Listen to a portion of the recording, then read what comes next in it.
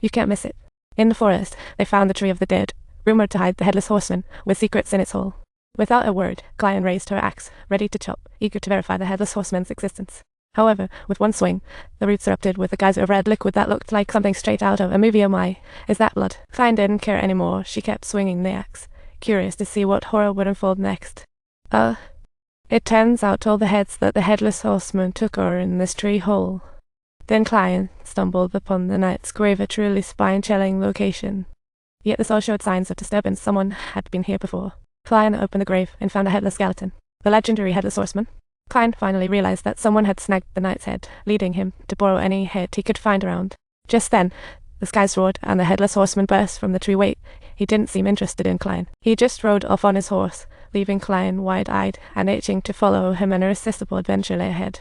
In the blink of an eye, the knight arrived in town, ready to harvest the man's head. Oh boy, the show begins. The man tried to fight back, but the knight didn't really have time for that. His head was off in a flash.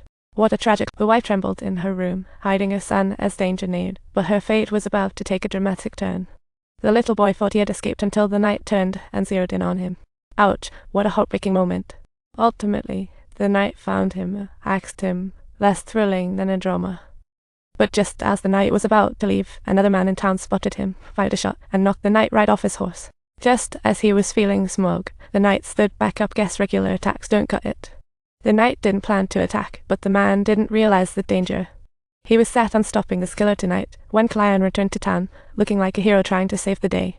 But the man wouldn't listen, and Clion had to jump in to save him from getting into hot water. They both realized they could never win against this terrifying foe, but the angry knight wasn't about to let them off. In a quick slash, Clion was injured, and the man went down in a blue streak of chaos, a spectacle that was shocking, to say the least. The rampaging slaughter left Clion seeing stars. She fainted right then and there. Talk about a despair-filled scene. When she woke up, Clion said the knight doesn't kill indiscriminately. It's those opportunistic scoundrels' fault. She proposed that the mysterious person who took the knight's head was the real culprit behind all the murders. This theory was quite revealing. However, Van der Sau scoffed at her theory, deeming it mere idle chatter. Determined to uncover the truth quickly, Clion planned a review, but her investigative efforts weren't exactly embraced by everyone. She recalled the first murder in town, terror everywhere, squabbles too. A conspiracy was brewing. With the upright sheriff having passed away, it is highly likely that the killer lurks among the remaining 3 individuals, with Bart's being the prime suspect. Clion's perception has indeed proven to be exceptionally keen. Now that Goltz was dead, the boy's words pricked Clion's curiosity. Van der Sau seemed related to the deceased, making it a small-town secret. More interesting, after Van Gel's death, Van der Sau became the richest. This little tycoon has tricks up his sleeve.